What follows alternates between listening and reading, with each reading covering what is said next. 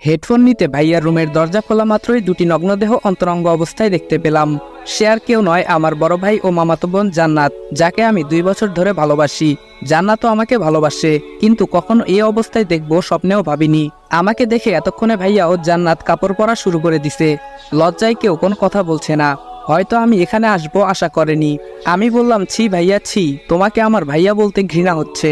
তুমি কি করে এটা করতে পারলে? লজ্জা করলো না? ভাবি থাকা সত্ত্বেও এমনটা করলে।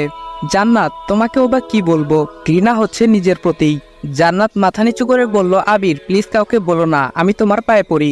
আমি বললাম, ছি, তোমার নোংরা মুখে আমার নাম কখনো উচ্চারণ করবে না। কাঁদতে কাঁদতে চলে এলাম আমার রুমে। নিজের চোখকে যেন বিশ্বাস করতে পারছি না। জান্নাত কেন এমন করলো? আমি ওর সাথে শারীরিক সম্পর্ক করতে চাইলাম না বলে আমার ভাইয়ের সাথে এমনটা করবে? সারা রাত কেঁদেই কাটিয়ে দিলাম। বাসার কাকে এই কথাটা বলবো? যদি কাউকে বলি তাহলে তো ভাবির সংসারটা ভেঙে যাবে। ভাবি তো এখন বাপের বাড়িতে। সব ভেবে ডিসিশন নিলাম বাসা থেকে দূরে কোথাও চলে যাব। তাই জমানো মাটির ব্যাংকটা ভাঙলাম। 1336 টাকা ছিল।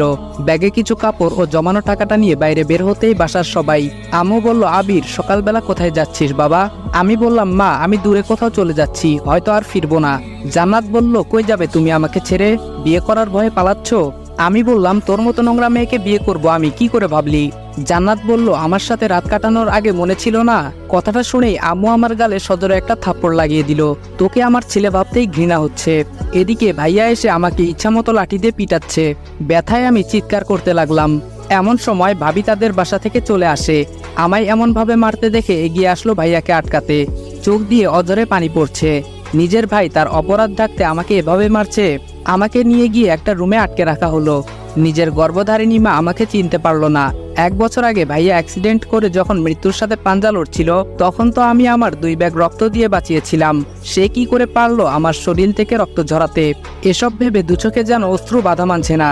জান্নাতের সাথে আমার প্রেম আছে, বাসার সবাই জানে। কিছুক্ষণ পর আম্মু এসে পাঞ্জাবি পায়জামা দিয়ে, তোর সাথে জান্নাতের বিয়ে, রেডি হয়ে নে, আর বিয়ে না করলে আমার মরা মুখ দেখবি। আমি মাকে কিভাবে বলি যে জান্নাতকে ভালোবেসে 2 বছরে আমি স্পর্শ করলাম না? সে কি করে ভাইয়ার বিছানায় গেল?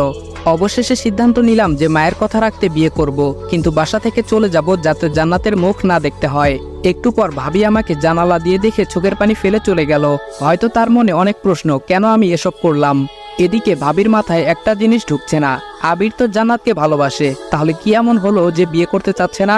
বিকেলে কাজে আসলো, আমার ও জান্নাতের বিয়ে পড়ানো হলো।